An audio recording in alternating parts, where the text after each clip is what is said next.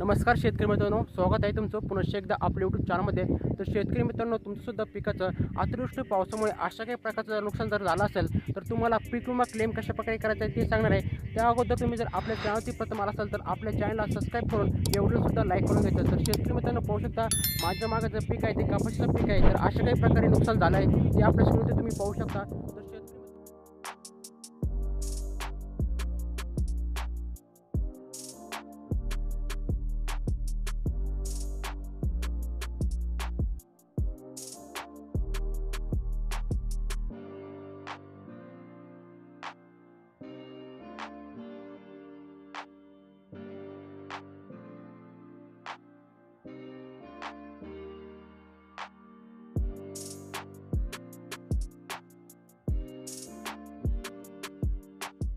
तर तर शेतकरी मित्रांनो, पीक विम्याची तक्रार देण्यासाठी तुम्हाला एक ॲप पाहिजे।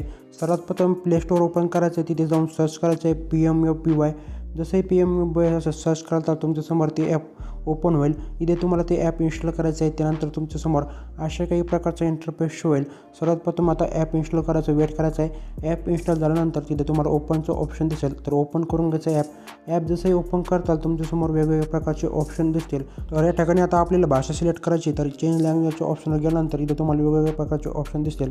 तर इथं आपल्याला आपली मराठी भाषा सिलेक्ट करून घ्यायची आहे। जशी आता मराठी भाषा सिलेक्ट करताल तुमच्यासमोर सर्व इंटरफेस मराठीमध्ये येईल आणि तुम्हाला एकदम समजायला पण सोपं जाईल। तर आता या ठिकाणी तुम्हाला 3 नंबरचं ऑप्शन सिलेक्ट करायचं आहे, नोंदणी खात्याशिवाय काम सुरू ठेवा।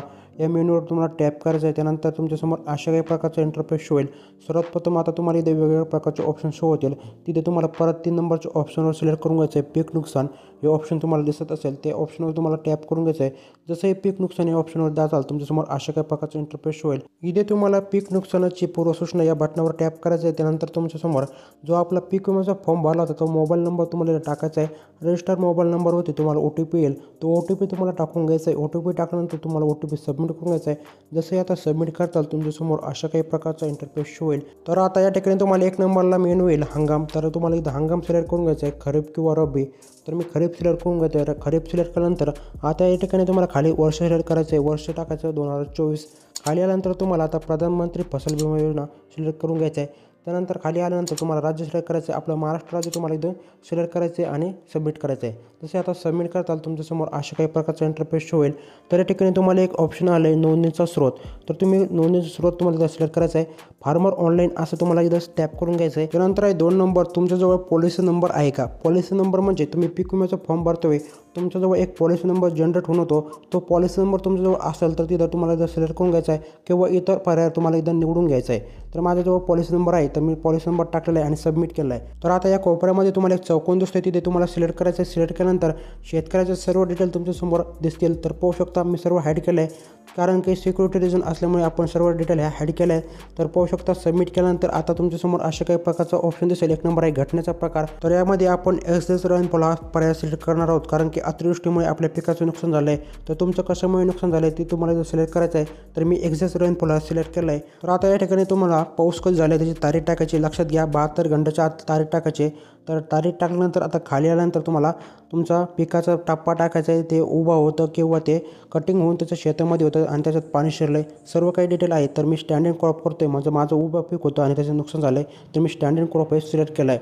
तर स्टँडिंग क्रॉप सिलेक्ट केल्यानंतर आता खाली आहे नुकसान भरपाईचा किती टक्के तुमचं नुकसान झालं ते टाकायचं आहे। तर मित्रांनो लक्षात घ्या 70% वरच नुकसान टाकायचं, तर मी 90% टाकलं आहे। तर शहरामध्ये तुम्ही कारण देऊ शकता, असेल तर नाही तर नाही दिलं तरी चालेल। खाली आल्यानंतर आता तुम्हाला त्याचा फोटो अपलोड करायचा आहे, तर इथं सर्व तुम्हाला अलो करायचं आहे। अलो केल्यानंतर तुमच्या शेतामध्ये जायचं आहे। शेतामध्ये गेल्यानंतर आता तुम्हाला तुमच्या पिकाचा आहे फोटो घ्यायचा आहे, व्यवस्थित फोटो घ्यायचा आहे, जिथे सर्वात जास्त नुकसान झालं आहे तिथे फोटो घेऊ शकता। तर फोटो आता व्यवस्थित सिलेक्ट केल्यानंतर आता तुम्हाला इथे 2 ऑप्शन मिळतील, डिलीट किंवा सिलेक्ट। तर आपल्याला सिलेक्ट करायचा फोटो आपला व्यवस्थित आलेला आहे, तर मी आता सिलेक्ट करून घेतो आणि फोटो हा अपलोड होऊन जाईल। तर पाहू शकता आपला फोटो सक्सेसफुली अपलोड झाला आहे।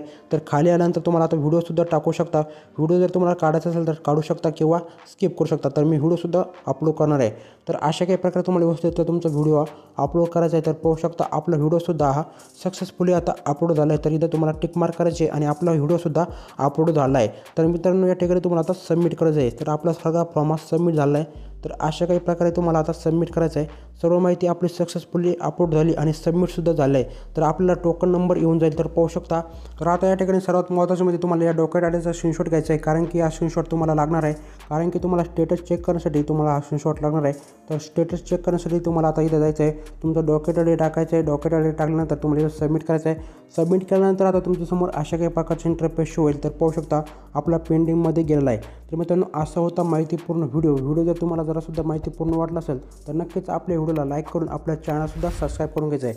भेटूयात मित्रांनो पुढच्या माहितीपूर्ण व्हिडिओसोबत. तोपर्यंत धन्यवाद मित्रांनो व्हिडिओ शेवटपर्यंत पाहिल्याबद्दल. जय शिवराज, जय महाराष्ट्र मित्रांनो.